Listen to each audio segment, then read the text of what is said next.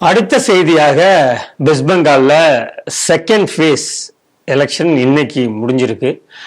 முதல் ஃபேஸ்லையுமே கிட்டத்தட்ட 95% பதிவாயிருந்தது. இன்றுமே நல்ல வாக்குப்பதிவு வந்திருக்கு. அங்கே என்ன நடந்திருக்கு அப்படின்னா, அந்த இவிஎம் மிஷின் இருக்கு இல்லையா, அதில் இருக்கக்கூடிய அந்த தாமரை லோட்டஸ் சிம்பலை டேப் வச்சு மறைச்சிருக்காங்க. ஓட்டு போட வர்றவங்களுக்கு அதில் அது ஏதோ ரிப்பேர் மாதிரியும் அதை அழுத்த முடியாத மாதிரியும் செய்து சூது நடைபெற்றிருப்பதாக பத்திரிகை செய்திகள்லாம் வந்துட்டு இருக்கு. செய்தி எப்படி பார்க்குறீங்க? அங்கே டைமண்ட் ஹார்பர் என்று சொல்லக்கூடிய ஒரு தொகுதியில் ஒரு பூத்தில் நடந்ததை படம் பிடிச்சு போட்டிருக்காங்க. அதனால் அது நிரூபிக்கப்பட்டால் அந்த அந்த மாதிரி உள்ள தொகுதிகளில் மறு தேர்தல் ரீபோலிங் நடக்கும் என்று தேர்தல் கமிஷன் சொல்லியிருக்கிறது. நம்ம திராவிட மாடல்ல ஜுஜிபின்னு சொல்லலாம் போல் இருக்கு. எல்லாம் பெரிய ஆளா இருக்காங்க. அவ்வளோ போலீஸ் ஃபோர்ஸ் இறக்கியுமே இன்னைக்கு ஃபுல்லா கேமரால அவன் ஓடுறது என்ன, இவன் ஓடுறது என்ன, போலீஸ்காரன் தரத்துறது என்ன, அதுதான் வைரல் ஆயிட்டு இருக்கு. இந்த மம்தா பேகம் ஆட்சியில் இருக்கும்போது முஸ்லீம்களாக இருப்பவர்களுக்காக எஸ்ஐ போஸ்ட், அது கல்கத்தா கோர்ட்ல வந்து கண்டம் பண்ணாங்க.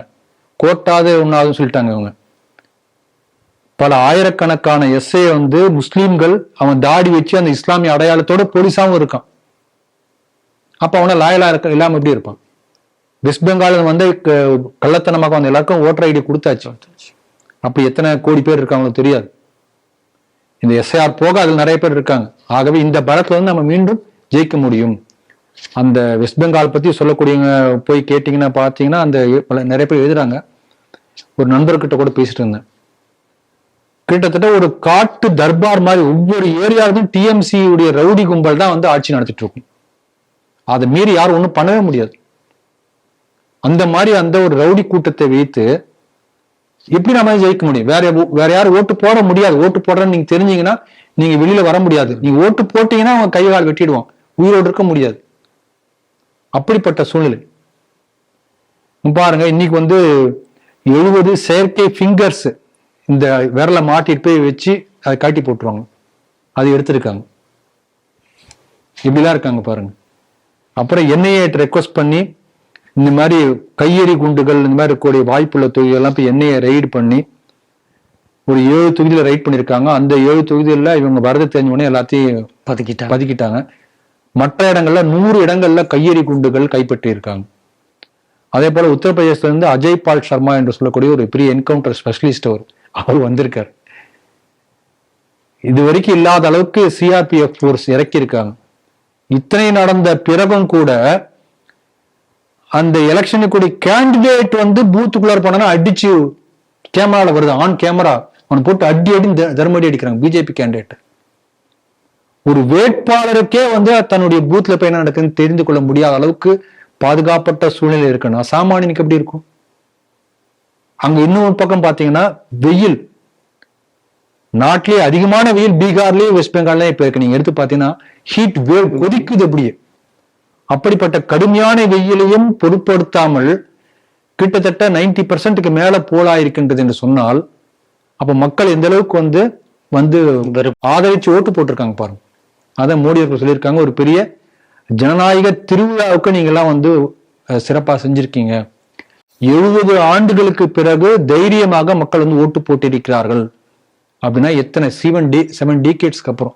அப்ப எந்த அளவுக்கு ஒரு இதுக்கு முன்னாலே திரும்ப டிஎம்எஸ்க்கு முன்னாலே கம்யூனிஸ்ட் அதேதான் ஜோதி பாசு. ஆகவே அந்த சிஸ்டம் மாறல, ஆள்டா மாறி இருக்கு. டிஎம்சி குண்டாஸ் கம்யூனிஸ்ட் குண்டாஸ், அவ்வளவுதான் வெஸ்ட் பெங்கால். இப்பதான் முதல் முறை இப்ப அந்த ஜனங்களை தான் பாராட்டணும். இந்த வெயில் ஒரு பக்கம், இப்ப என்னன்னா அந்த ஜனங்க மனசுல என்ன இருக்கும் யோசனை பண்ணி பாருங்க. அந்த கிராமத்துல சுத்திலும் இந்த டிஎம்சி குண்டாஸ், மோடி வந்து பேசுறாரு, அமித்ஷா சொல்றாரு தலையிடா கட்டி தொங்கிடுன்னு சொல்லிட்டு போறாரு. அதெல்லாம் கரெக்ட். நாளைக்கு அமித்ஷா இருப்பாரா, மோடி இருப்பாரா? சிஆர்பிஎஃப் போலீஸ்ல இருந்து 3 மாசம் இருக்காரு. 3 மாசம் கழிச்சு போலீஸ் இருக்காது இல்ல, எத்தனை நாள் இருக்கும்? அப்ப நாளைக்கு இவன் தானே இருப்பான், இவன் அடிக்காம இருப்பானா? பயம் இருக்கும்ல. நான் ஓட்டு போட தெரிஞ்சும் நீ வந்து டிஎம்சி தேர்வு வேற போட தெரிஞ்சிடும், எனக்கு அவ்வளவுதான், வீட்டை கொளுத்துருவான் அப்படிம்பான், பயந்துருவான். அப்ப இத்தனை மிரட்டல்களையும் தாண்டி போய் ஓட்டு போட்டிருக்காங்கன்னா அதை நம்ம பாராட்டணும். அதுதான் பெரிய விஷயம். அதனால அந்த மக்கள் மாற்றத்தை விரும்பி இருக்கிறார்கள். பெரும்பாலான எக்ஸிட் போல்ஸ் என்ன சொல்லுதுன்னா பிஜேபி ஆட்சி வரும் என்று சொல்கிறது. அப்படி நடந்தால் ஒரு பெரிய நல்லது. ஏன்னா அப்படி நடந்தால் மட்டும்தான் அது வந்து மமதா ஆட்சி அகன்று பிஜேபி ஆட்சிக்கு வந்தால் மட்டும்தான் இன்னொரு சுதந்திர போர்ல சுதந்திரம் கிடைச்ச மாதிரி அர்த்தம். 1947 அப்பதான் வெஸ்ட் பெங்காலுக்கு வந்ததா கணக்கு. இல்ல ஒரு கால் மீண்டும் மமதா ஆட்சி வந்ததுன்னா பங்களாதேஷ் வெற்றி பெற்றது அர்த்தம். அதனால முடிவு அப்படிதான் சொல்ல முடியும். மக்கள் வந்து தைரியமாக ஓட்டளித்திருக்கிறார்கள். நிச்சயமாக மாற்றம் வரும் என்ற நம்பிக்கை வந்திருக்கிறது. இத்தனையும் தாண்டி அந்த வெஸ்ட் பெங்கால் என்பது நம்ம சுதந்திர போராட்ட காலத்திலே பார்த்தீங்கன்னா ஒரு மிகப்பெரிய ஒரு சுதந்திர எழுச்சியுடைய ஊற்றுக்கண்ணா இருந்த இடம் பஞ்சாப்பும் பெங்காலும் தான்.